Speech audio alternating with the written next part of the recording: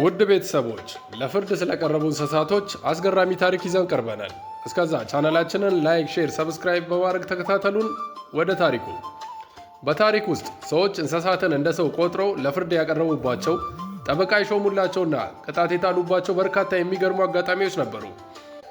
በተለይም በመካከለኛው ክፍለ ዘመን በአውሮፓ ከ13ኛው እስከ 18ኛው ክፍለ ዘመን እንስሳት በወንጀል ተጠይቀው በመደበኛ ፍርድ ቤት የመዳኘት ልማድ ነበር። ከነዚህ መካከል ጥቂት የሚገርሙ እውነተኛ ታሪኮችን እንመልከት። የመጀመሪያው የ1386ቱ የፋሌዝ አሳማ ፍርድ በታሪክ ውስጥ ከታወቁት በደንብ ከተሰነዱ የእንስሳት የችሎት ሂደቶች አንዱ ነው። የክሱ መንስኤ በፈረንሳይ የኖርማንዲ ግዛት በሚገኘው ፋሌዝ በተባለ መንደር አንዲት አሳማ የ3 ወር ሕፃን ልጅ ላይ ከባድ የአካል ጉዳት አድርሳ ሕይወቱ እንዲያልፍ አደረገች። በወቅቱ በነበረው ሕግ መሰረት እንስሳት እንደ ማንኛውም ወንጀለኛ ሕግ የማክበር ግዴታ እንዳለባቸው ይቆጠሩ ነበር።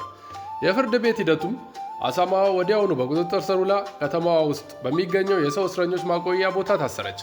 በመቀጠልም ጉዳዩ በከተማው ዳኛ ፊት የቀረበ ሲሆን ለፍርድ ቤቱ ዝግጅትና ለችሎት ወጪዎች ከተማዋ በይፋ በጀት መድባ ነበር። በችሎቱ ቀን አሳማዋ የሰው ልጅ ልብስ፣ ሱሪና ጃኬት እንድትለብስ ተደረገ።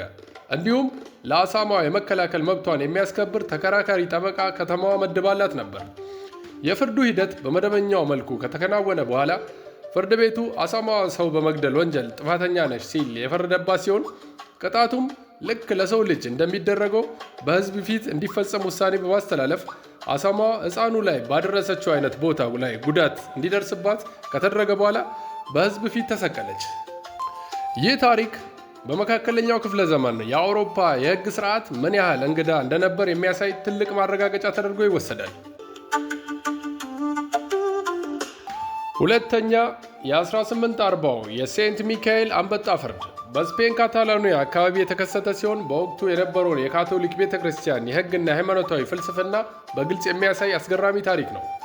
የክሱ መንስኤ በ1840 እንደ አውሮፓ አቆጣጠር በደቡባዊ ስፔንና በካታሎኒያ መንደሮች ከፍተኛ የአንበጣ መንጋ በመከሰቱ የእርሻ ሰብሎችን፣ የወይን ቦታዎችንና አትክልቶችን በሙሉ አወደመ። ገበሬዎቹ አንበጣዎቹን መግታት ስላልቻሉ ጉዳዩ ወደ ቤተ ክርስቲያን የሕግ ፍርድ ቤት ወሰዱት። ከሳሾቹ የመንደሩ ገበሬዎች ሲሆኑ ተከሳሾቹ ደግሞ የአንበጣ መንጋዎች ነበሩ።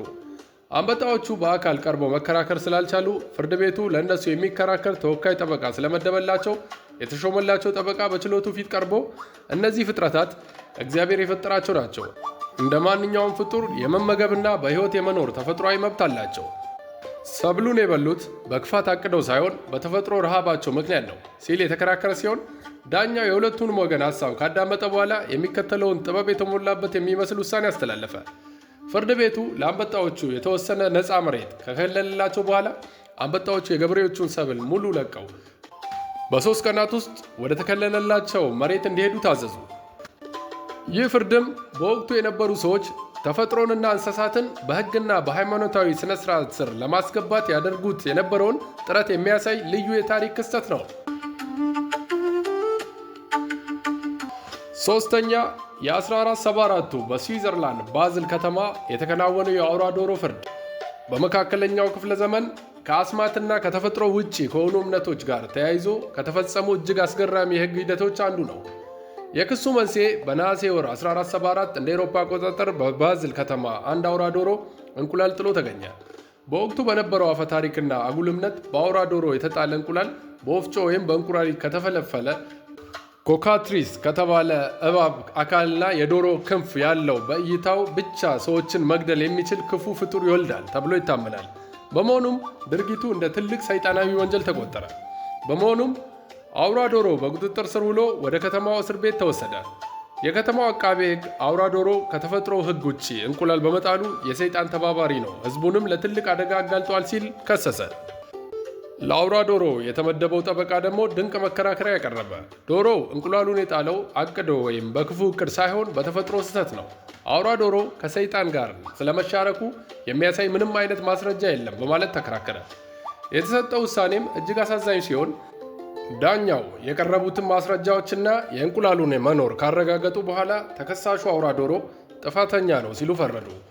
አውራ ዶሮው እና የተገኘው እንቁላል በሕዝብ ፊት ለግማሽ ሰዓት ያህል በተዘጋጀ እንጨት ላይ ከተሰቀሉ በኋላ በእሳት ተቃጥሎ አመድ እንዲሆኑ ተደረገ። ይህ ታሪክ ጥቂት ግራ አጋቢ የሆኑ ነገሮች ያሉ ሲሆን አውራ ዶሮ እንቁላል ጣለ የሚለው ታሪክ አሁንም አወዛጋቢ ቢሆንም ይህ ታሪክ በወቅቱ የነበሩ ሰዎች አውራ ዶሮ የሚመስሉ ሴት ዶሮዎችን መለየት ስላቃታቸው የሰጡት ውሳኔ ነው ተብሎ ይገመታል። አራተኛ የ1522ቱ የፈረንሳይ አውተን ከተማ የአይጦች ክስ። የክሱ መንስኤ በፈረንሳይ ቡርገንዲ ግዛት በሚገኘው ኦተን ከተማና አካባቢው እጅግ በርካታ የአይጥ መንጋዎች በገበሬው የገብስና የወይን ሰብል ላይ ከፍተኛ ውድመት አደረሱ። ነዋሪዎቹ ረሃብ እንዳይከሰት ስለሰጉ ጉዳዩን ወደ ቤተ ክርስቲያን ፍርድ ቤት በመውሰድ በአይጦቹ ላይ ክስ መሰረቱ። ፍርድ ቤቱ ለአይጦቹ ተከላካይ እንዲሆኑ ወጣትና ብልህ ጠበቃ መደበላቸው። ጠበቃው አይጦቹ ወክሎ የሚከተሉትን የማይካዱ የሕግ መከራከሪያዎች አቀረበ። በችሎቱ ቀን አይጦቹ በአካል ባለመቅረባቸው አቃቤ ሕግ ጥፋታቸውን አምነዋል አለ። ጠበቃው ግን ደንበኞቼ በጣም ሰፊ በሆነ የገጠር ግዛት የተበተኑ በመሆናቸው አንድ ጊዜ የተደረገው ፍርድ ቤት ጥሪ ለሁሉም አልደረሰም በማለት ሁለተኛ ጥሪ እንዲደረግ አደረገ። ሁለተኛው ጥሪ ከተደረገም በኋላ አይጦቹ አልቀረቡም።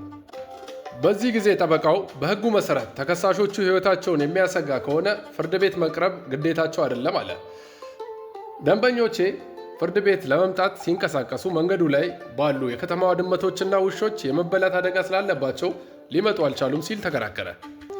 በመቀጠልም ደንበኞቹ ፍርድ ቤት መጥተው እንዲከራከሩ ከተፈለገ ከተማዋ ከመንገዱ ላይ ድመቶቹን በሙሉ አባራ ወይም አስራ ለአይጦቹ ሰላማዊ መንገድ ዋስትና እንድትሰጥ ጠየቀ።